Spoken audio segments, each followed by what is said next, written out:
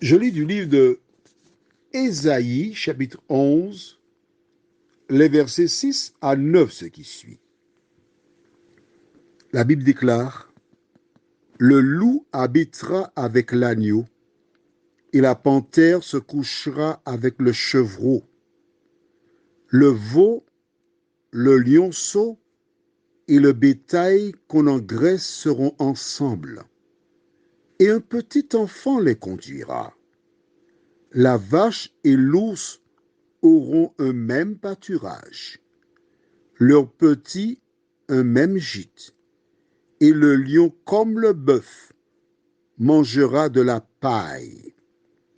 Le nourrisson s'ébattra sur l'ancre de la vipère, et l'enfant sevré mettra sa main dans la caverne du basilic.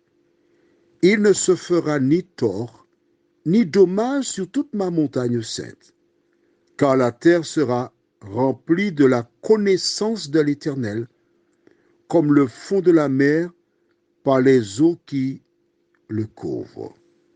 Prions. Notre Seigneur et notre Dieu, nous allons encore découvrir ta parole. Merci de nous conduire dans toute la vérité.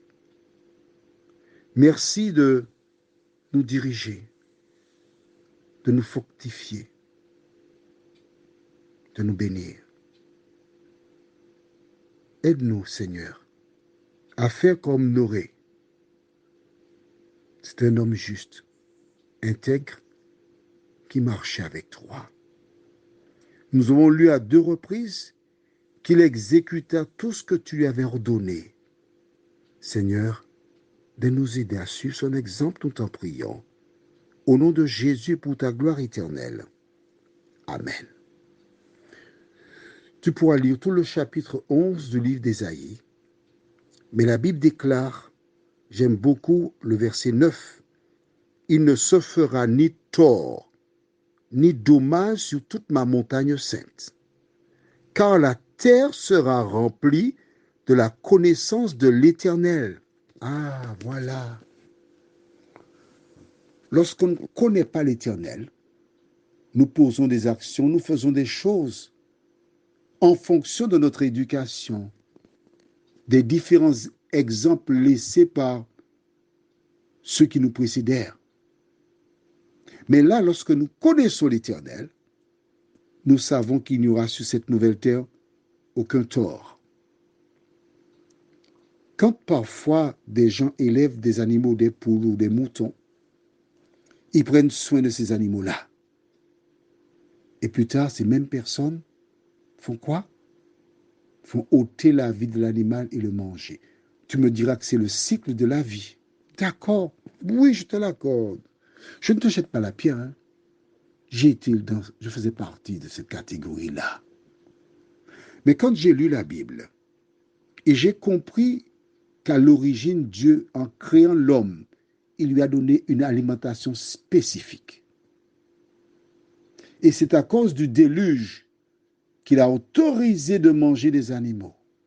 Mais il dit bien que sur sa montagne sainte, la nouvelle terre, il n'y aura ni tort ni dommage, aucun animal ne souffrira.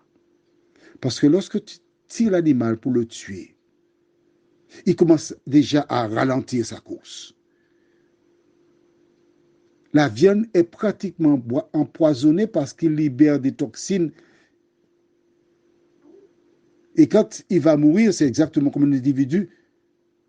C'est pas ce qu'il y a de meilleur pour l'animal. Je t'invite à relire tranquillement ce que dit la Bible. Et quand tu te sens prêt à mettre en pratique, à suivre la parole, prions. Notre Seigneur et notre Dieu, nous sommes heureux de découvrir aujourd'hui que l'ours, le lion et les autres auront une même alimentation.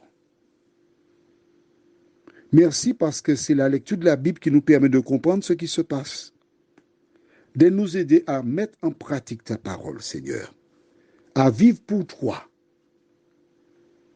au nom de Jésus et pour ta gloire éternelle. Amen. Je te souhaite une bonne journée.